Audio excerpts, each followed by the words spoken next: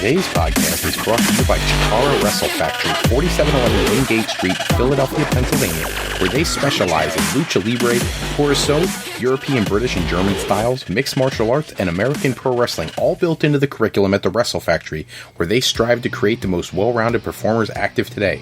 Hey yo, Pro Wrestling Podcast listeners, help us out and click the subscribe button to show your support. Hello everyone and welcome to the 36th episode of the Pro Wrestling Podcast. This episode, it's all about the Raw recap and the little tidbits going on around the wrestling world. I'm going to get you guys started right away with Monday Night Raw because this week's Raw, for the first time in recent memory, was phenomenal. I'm not going to say it was the best show I've ever seen. However, what I will say is it is one of the best ones I've seen in a long time. There was not the same old boring storylines that you've heard over and over again. There was some freshness to it. In addition, we got a lot of our WrestleMania card was really dialed up so you can start to focus on what we can plan for heading into the biggest event of the year. And at the end of the day, we finally got some resolution and closure on a lot of the rumors that have been floating around heading into WrestleMania season. So now we can start to really anticipate how awesome this card may turn out to be. So let's get started with the Raw results. They kicked off the show with Chris Jericho coming out. I love the huge pop he got. He's been such a great heel for the last 8 to 9 months, and now all of a sudden, instantaneously, with that head getting crashed through the Jerichotron 3000 or whatever they call it, him having that moment totally changed his character. He's back to being a babyface, which of course we expected heading into Mania as he's going to face Kevin Owens. But at the end of the day, just to see the way these guys can play the crowd and really just they mold and manipulate the people to do exactly what they want them to do all along, which I love because all the people out there who think they know so much about wrestling, the real smart marks actually knew everything that was going to go down this week pertaining to Jericho and Owens. And at the end of the day, they were still cheering their heads off because at the end of the day, Chris Jericho and many of these talents on the Raw roster right now are such premium athletes. They're such amazing athletes and great showmen. More than anything, they are entertainers in a way that they can grab a hold of the audience and really get you to buy in or reject whatever they want you to. You can't convince me in some days that Roman Reigns isn't doing that to you right now. You can't tell me that guy doesn't know how y'all feel about him.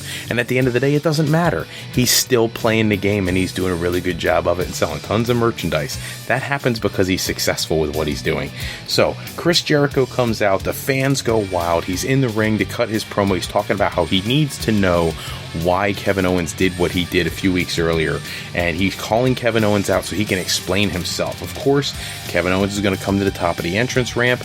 He's going to start having a conversation, and what was interesting to me was the back and forth banter about, how could you do this to your best friend, and him saying, you weren't my best friend, you never were, and he talked about, my best friend used to be Sami Zayn, and I stabbed him in the back, and I really love the part where Chris Jericho says, 6 years ago, I would have done the exact same thing. Like, it really made almost like a generational connection between these two from Jericho's supposed prime, which I would argue his prime was actually the last year he's been wrestling, but a lot of people refer to back earlier in his career, where he drew this connection between his prime and Kevin Owens right now, who you would have to say is really living the prime of his career.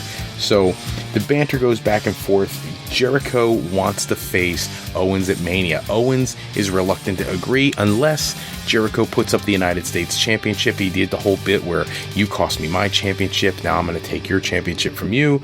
And of course, Jericho without hesitation agrees to the match. I always find it really strange when you have somebody who's the pinnacle champion of the organization, you're the universal champion, and the night after you lose the universal title, your immediate desire would be to go after a secondary championship. That doesn't seem to make a ton of sense to me. I guess I understand that, of course he knows that Brock and Goldberg are booked for Mania, so he can't get the belt back right now, but I wouldn't vocalize that. It doesn't seem like if it was reality. Obviously wrestling is not reality based, but if it was, I don't see how that would make any semblance of sense. I don't see it. And at the end of the day, the two have their argument back and forth. It results in what is, to me, surprising. I expected these two to wait a couple weeks to get physical, but they didn't. They decide they're going to have a throwdown immediately. Kevin Owens rushes to the ring, jumps in the ring, and attacks Jericho, and they start going at it, and it looks back and forth. Enter Samoa Joe. Samoa Joe comes out. He attacks Chris Jericho. You've got a 2-on-1 beatdown, and here comes Sami Zayn carrying a chair, which at the beginning, I thought, okay, now Zayn's going to come in and lay everybody out with a chair, but that didn't exactly happen. Even with the chair shots, people were still, fighting him off. But then he drops the chair, and somehow Jericho gets hold of the chair, and he starts waffling everybody with a chair. I actually kind of like the whole theory of maybe Jericho and Zayn, having a thing right now. I'm okay with that. I almost think you could draw some comparisons between Jericho's earlier career and Sami Zayn's career right now. So I actually like seeing them in the ring together. Same thing with Samoa Joe and Kevin Owens. I thought they looked great in the ring together. There are some rumors out there this is going to be a faction forming between the two of them and Triple H. I don't know if I buy into all that, but at the end of the day, I love the look. I think it creates so many possibilities going forward for things we may see in the future. So coming on the heels of this big exchange just to start the Raw programming off, Zayn and Owens are booked in a match. Now here's the thing. This is beautiful and frustrating all at the same time. Sami Zayn and Kevin Owens last year put on some of the best matches of the year, and they had one of the best feuds of the year. And this was an opportunity to relive that feud for, even if it's just for one night. And instead, they only got to see ring action for about 5 minutes. At the end of 5 minutes, the whole thing was over. These guys were putting on 30-minute Broad Street style matches, and now all of a sudden you've got them in there for 5 minutes, and Kevin Owens gives a pop-up powerbomb and gets the win. I have a little bit of a problem with that because it makes Owens.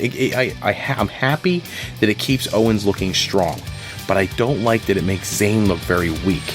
Zayn can only play the underdog card so much before it gets to be a broken record, and that's the kind of thing that kills a career, kind of like Rey Mysterio's WWE run. He was the underdog so often that he's just got to be the point where you're like, how many times could the underdog really win? You need Kevin Owens to win the match to stay strong for Mania, but you needed Sami Zayn to put up a little bit better fight, and that didn't happen. Heading out of the first segment where you get the Zayn Owens match and all that, we go into what is easily the match of the year so far on Raw. Neville and Rich Swann in the return championship match for the Cruiserweight title. If you don't remember, Richard Swann, when he lost the championship to Neville, he didn't get a rematch because he got hurt. That's when Jack Gallagher was entered into the title picture because they needed an opponent for a Fastlane. But at the end of the day, Rich Swann recovered relatively quickly, so now he finally gets his return match. This was one of the best matches I've seen, and I can't even begin to tell you how long. These two put on a clinic. Physicality, high spots, in-ring, out of the ring. It was just awesome, top to bottom. The ending sees Rich Swann. He goes to hit his Phoenix Splash, and he totally misses.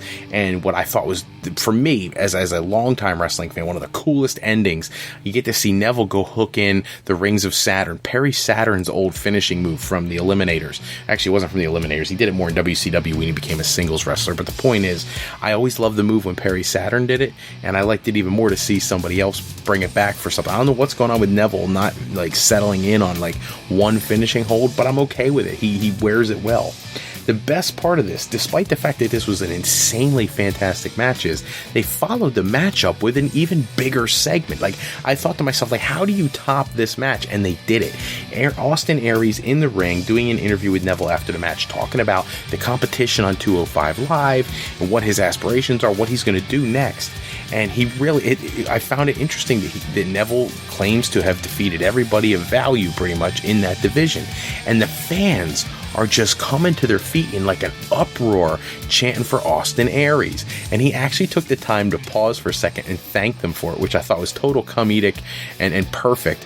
And goes back into his interview. Neville's cleaned out the division. There's nobody on his level. And then the fans are chanting Austin Aries again. Now look, there's a lot of us that do these shows. There's a lot of websites you go to. If you want to have spoilers and ruin things for the future, that's kind of what we do. I hate to say it that way. But the reality is, anybody who listens to this podcast or goes to certain websites, you know that they're building towards a Neville Austin Aries match at WrestleMania. And you knew that was coming. And even though we know it's coming, it didn't matter. It was still exciting to see Austin Aries in the ring on Raw for the first time, getting physical as he tried so hard to just keep it as an interview and Neville is spitting all over his face, and Neville's dropping all these insults, you're not even in my league and all that, and then all of a sudden, boom, he's like, I have one more question for you. Actually, it's not much of a question, and then he just drills him with the microphone, and then he hits the spinning elbow and knocks him out of the ring. It looked like he was going to leap off the top turnbuckle for a moment, and then Neville took a powder and started running back to the back, and he jumped back into the ring, but pure energy. And I don't know how, when you come out of a match like the one with Swann and Neville, you're so high on life at that moment, and then all of a sudden, boom, here's this other segment that is every bit as exciting and charismatic as the first part. So Really well booked by the WWE bookers. I really appreciate what they did with that. The very next segment was Goldberg coming out with the championship belt on. I always have said to people, I have a real thing for people champions who actually wear the belt. I don't mind seeing it thrown over the shoulder. I don't mind seeing it held in the arm for interviews and things of that nature. When you're walking to the ring, put the freaking belt on. It's a belt. It's meant to be worn, not drugged down the aisle like The Rock used to do, not, thrown over your shoulder like Kevin Owens. It's meant to go around your waist, so put it on. Goldberg walks out wearing the belt, which kind of looked a little weird on him. I'm just saying. It's just my opinion, which just looked a little funky. And as he goes to the ring, he's, getting ready to cut his big promo, and here comes Paul Heyman. Paul Heyman comes out, he's congratulating Goldberg on his win. He makes reference to not being stupid enough to try to go to the ring and shake Bill Goldberg's hand, but that he did not come alone. And the fans erupt, and here comes the music for the Beast Incarnate, Brock Lesnar. As Brock comes out and he does his little dance and his little hop back and forth like he likes to do, and they go to the ring, he gets in the ring and he's face to face with Goldberg, and you knew that something had to happen here. So Paul Heyman is still running his mouth. Goldberg's not saying a word. Brock's not saying a word. Brock extends a handshake, which Goldberg looks like he's thinking about the handshake. And as they're doing it, you hear Paul Heyman say something like, and at WrestleMania, Brock's going to make you his... I'm keeping it PG here, people. But anyways, when he says the derogatory remark, we'll say, Goldberg turns his head to look at Heyman. When he does, Brock Lesnar grabs Goldberg, puts him up into the F5, and hits him. It's the first major bump I've seen Goldberg take in 12, 13 years, because I don't think he took any bumps when he was in WWE the first time. That's not true. He took some serious shots to Triple H and things like that, but it's just, it's funny that it's so infrequent that people joke about, hey, he finally took a bump.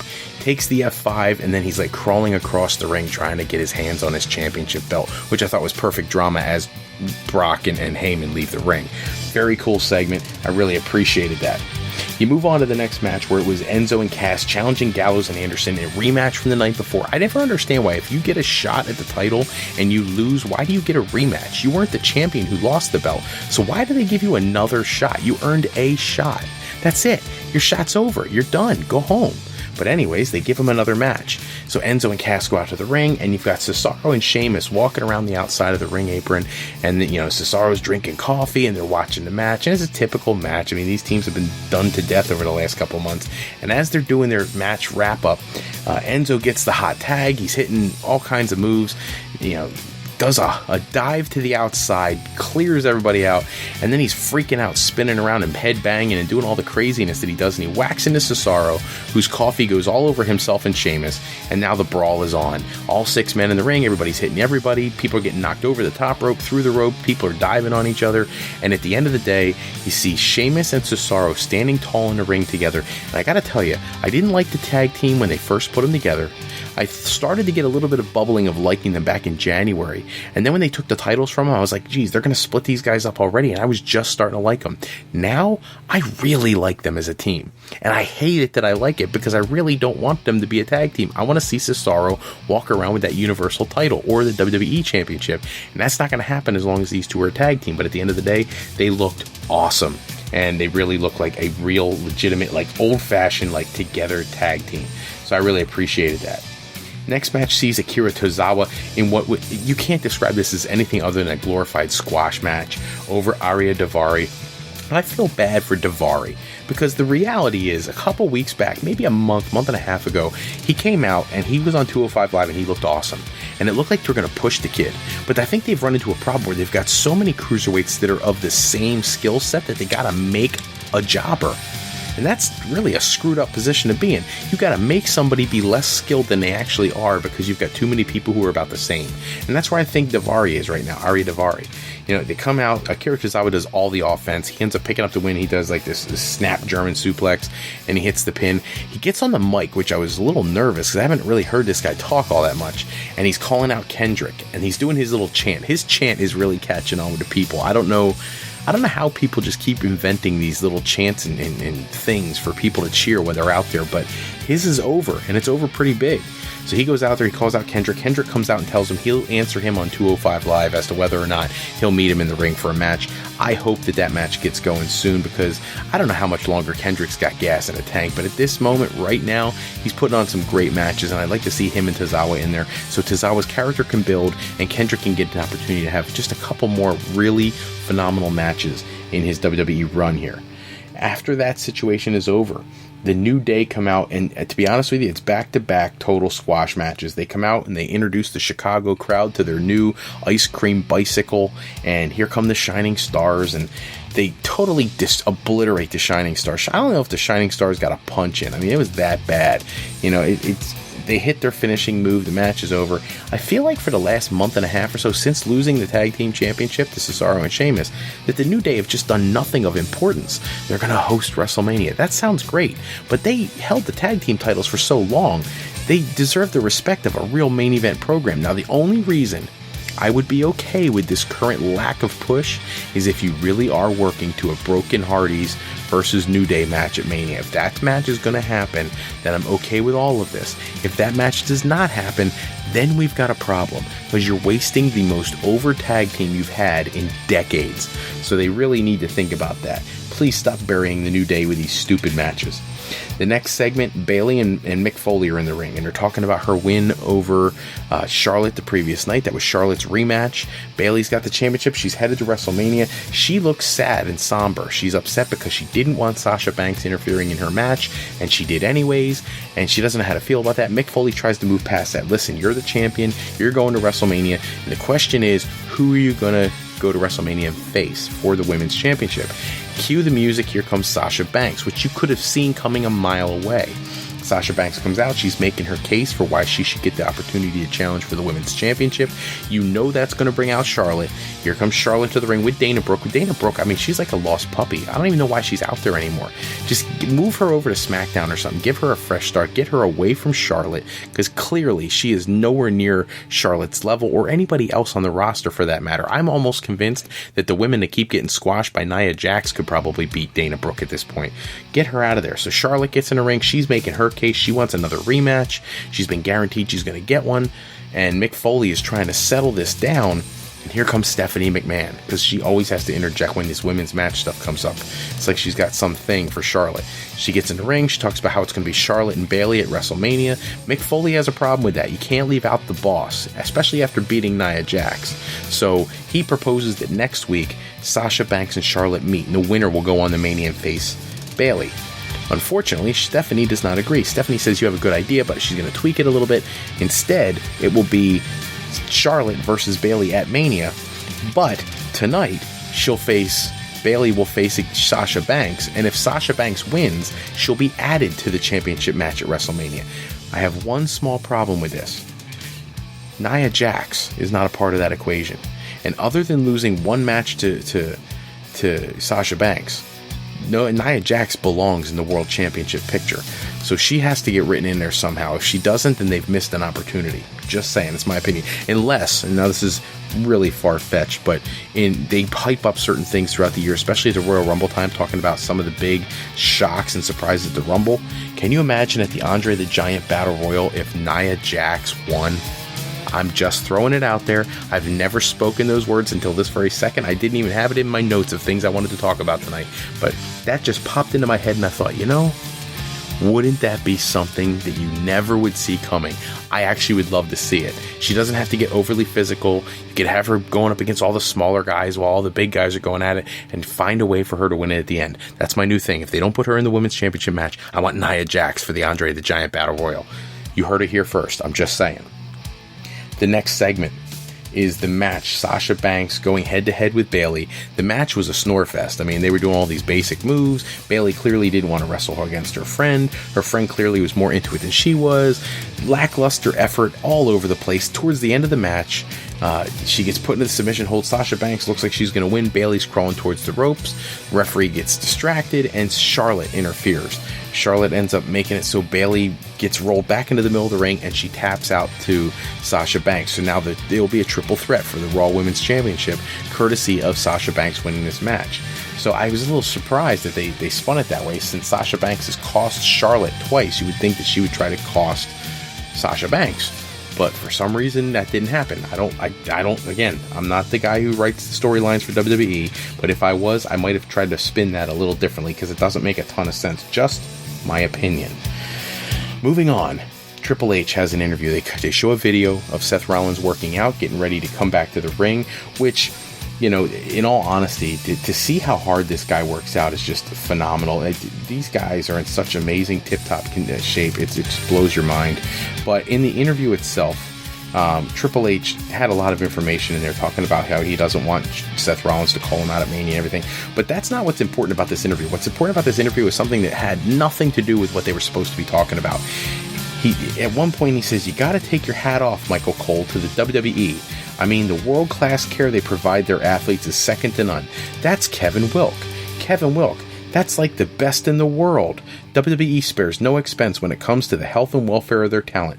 We just have to hope that somebody like Seth Rollins actually listens to the experts, listens to what they're telling them, and utilizes that advice." For anybody who has no idea what I'm talking about, that little tidbit from the Triple H interview is totally aimed at CM Punk. They're in Punk's hometown, multiple Punk chants throughout the night.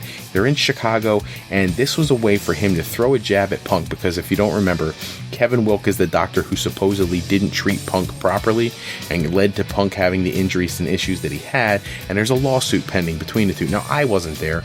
I don't know if it's Kevin Wilk's fault. I don't know if Punk's making it up. I don't know if Punk's dead on right, because WWE's been known to not always take care of their people in the past. I don't know who to believe. What I can tell you is this: that was money time, because you got to see just the deflating of the fans. You could tell they were frustrated just hearing the whole conversation. It was pretty funny, if you ask me. Go past the Triple H interview, get to the match between Samoa Joe and Chris Jericho set up in the opening segment. Again, this was actually a really good match. Really physical, back and forth, all kinds of high spots, low spots, and everything in between. But at the end of the day, Jericho trying to go for the walls, Joe hit a couple of the swantons, things like that. Things you typically would expect to see from these guys. Joe, at one point, he gets hit with an enziguri, falls to the apron, rolls out of the ring. Jericho goes for a baseball slide, he misses, and Joe puts him in the coquina clutch. While Jericho passes out outside the ring, Joe climbs into the ring and there's a count out. I actually love the booking of this match for a very basic reason. You keep Joe looking strong because of the choke out. You keep Jericho looking strong because he didn't get pinned or submit in the ring. So it keeps both of their characters strong, and they put on a relatively good match considering the limited amount of time that they gave them to work. That actually was very frustrating to me. The last segment of the night, the part that we all were waiting for. Everybody expected The Undertaker to come out and call out Reigns, or Reigns to come out calling out Strowman or something, and have the two of them get in the ring. WWE booked this differently, and they booked it in a very strange way, because you get Braun Strowman's in the ring, he calls out Roman Reigns, they hit Reigns' music for like a fraction of a second, and then it switches to the bell toll, and here comes The Undertaker, and when you look at Strowman's face, he looks like he had a white streak run down his back. He sold it really well. Undertaker walks out, gets in the ring, they're pretty much face to face, and Strowman does like the respect thing and backs away and gets out of the ring. Then here comes Roman Reigns. Now Roman Reigns gets in the ring, and he almost feels like he was out of character, given this whole thing about like, what are you doing out here, like, big man? He didn't call for you, he called for me. This is my yard now. And as soon as he says that, they both kind of look up at the WrestleMania sign, and as they do that, The Undertaker grabs Roman Reigns and he choke slams him, clearly setting up their match for WrestleMania, the match that we've been talking about for several weeks now. I don't know that everybody was on board originally, but the way they've booked this now actually looks like it could be somewhat entertaining. My only concern now is I don't know what they're going to do with Braun, other than the Andre the Giant Battle Royal, but now that I want Nia Jax to win that, I don't really want Braun Strowman in that match. Let's get him something better. Just saying, my opinion. Throw him in over Kurt Angle. Why not? Let's do it. You're not going to have very many opportunities to do something like that. There's not a ton of other side news. I do want to highlight a couple things, though. This Sunday, there will be a house show for SmackDown, and they'll be at Madison Square Garden, and the big match on the card that is actually not a SmackDown match, Brock Lesnar will be facing Kevin Owens. And that, I'm sorry, to me, if you ask any diehard fan, that's a match you want to see. And to be perfectly honest with you, if you paid attention to the episodes previously, I've said repeatedly that after WrestleMania, if Brock Lesnar walks out Universal Champion, which I fully expect he will, Kevin Owens should be his first defense, and they have such a great storyline they can lay out with the way Kevin Owens can work a microphone, the way Paul Heyman works a microphone, and the physicality that both these wrestlers are able to put on. This has the makings of an insane feud that could last all through the summer, well into Survivor Series if necessary. A little bit of independent news and New Japan stuff. In New Japan Wrestling, I'll address that first, because one of my favorite wrestlers, Tomoaki Honma, I was telling you guys in a previous episode, he took a really bad bump. He had a second rope DDT from Jado. That ended up making it so he lost sensation in all of his extremities. He has a serious neck injury. However, they are saying now that he has feeling back in his hands and his legs, that he will make a full recovery, but definitely a scary moment for Honma. If you don't know who Honma is, by all means, go to Access Television every week and get if you have a TiVo, get a season pass. If you have a DVR, set it up, record yourself some New Japan Pro Wrestling. You're really missing out on some killer talent if you're not watching. Jack Swagger news. Jack Swagger was promoted for a WAW British Wrestling promotion match this weekend against Alberto Del Rio. Well, it turns out that even though everybody in the world has been reporting that he was gone from WWE, he requested his release and he was granted his release, apparently that's not the case. Jack Swagger has now been pulled from that event for WAW British Wrestling because he is not a free agent. He is still contracted talent of World Wrestling Entertainment. They have not given him his release. So it's got to be kind of like egg on the face of the promoter for booking a guy who couldn't prove that he had his legal discharge from WWE. Just saying, a little strange. This day in pro wrestling history, not a lot today. We got 18 years ago, Kurt Angle debuted in WWE. Does not seem like it's been that long. At least for me, it hasn't. Some people are like, oh my God, he's been around forever. I don't feel that way. Kurt Angle has always been entertaining to me, whether it was when he still had hair and he was like the arrogant guy, whether he lost the hair when he lost it to Edge and never went back, or his time in TNA with Samoa Joe and Sting and different people. I've always enjoyed Kurt Angle's work. And even now, watching the matches with Cody Rhodes, and I was actually watching some matches off of Progress Wrestling, Insane Championship Wrestling. He wrestled a whole bunch of stars over in the UK over the last year. If you haven't had a chance, please go check those out, because there's some really good stuff on there that Kurt Angle's been doing in the last year. But a great anniversary 18 years ago today. Welcome back to WWE this year, Kurt Angle. It's great to see that he's had such an illustrious and amazing career. Happy 20th birthday to Tyler Bate, the WWE United Kingdom champion. Turns 20 today. That seems weird because he's such a star already, especially in the United Kingdom, and to be the inaugural WWE UK champion. Very cool for a kid of such a young age. So great, good for him, you know? It's not often that people get a break that fast in this industry, and I'm glad to see somebody did. We're going to go to our fantasy booking time. As a lot of you know, we've been running the 64-man tournament. We have results in for the first 8 matches, but we're going into matches 9 and 10 this episode. And the first match you have, and I'm going to tell you right now, these two are both heavy hitter matches. And I remember what I said, the criteria for this was one guy who is currently active and one guy who was active in the past. So, the first match number 9, Goldberg versus Steve Austin, a match we all wanted to see back in like 2000, 99, 2000, 2001. That's your match number 9. Number 10 is Kurt Angle taking on Daniel Bryan. So in YouTube, in the comments section, pop down at the bottom of the page, give me a comment about which wrestlers would win those 2 matches. This is your fantasy tournament. This is your booking. I will tell you right now, some of the results I've already gotten are shockers to me. There's some people who are big names who are already eliminated. If you like some of these talents, by all means, cast your vote. I love hearing from you. I really do. So by all means, go in, give us your comments, give us your winners, and we'll tabulate the totals and move people on in the tournament. Today's YouTube fan poll: which championship do you consider to be more prestigious, the WWE Intercontinental title or the WWE United States Championship? Put your comment along with your winners of the matches earlier into the section on YouTube, and we'll tally those as well. Please, by all means, people, as always ask, please give us a review, give us a subscribe. Don't forget about our Fro Life Planning Contest. If you go online to www.frolifeplanning.com/contest, enter your email, and then pop into iTunes. And when you look us up on iTunes, give us a subscribe and a comment, and we can enter you to be one lucky person a month to win a free 30-minute one-on-one phone consultation to help you get into the college of your dreams or find that new career you might be looking for. No purchase necessary, please, but for everybody, go in there and do that so I could try to help some people out, get you guys what you need. Special thanks as always go out to bensound.com and purpleplanet.com for producing all of our music and sound effects used in today's show. But this is all the time we have for this episode. Look forward to episode 37. We'll cover SmackDown, projections for Mania. Today's podcast was sponsored in part by Beazle Games. Bringing a new friend to family game night is easy with sketchy people. Go to www.thegamecrafter.com/sketchypeople to pick up your copy today, and to alleyrepair.com. Contact Alley Repair today for servicing of all your classic skee ball, pinball, and arcade game needs. Thank you so much for listening to today's podcast. Go to our website at frolifeplanning.com to learn more about what Mr. Fro, that's me, what I can do for you to help you out and get in your path to higher ed. Remember, Fro Life Planning is for today, tomorrow, and for life with Fro Life. I'm Fred Froelich, better known as Mr. Fro. Thank you so much for taking a few moments with us. And if you want to check out more, go to www.tsjsports.com and you can go to their WWE section where you will find my content that I've been writing for their webpage right now. We have the Raw results up there in greater detail. We have a recap of Fastlane and a whole host of other topics for you to look at. So by all means, check that out. And until next time, take care, everybody.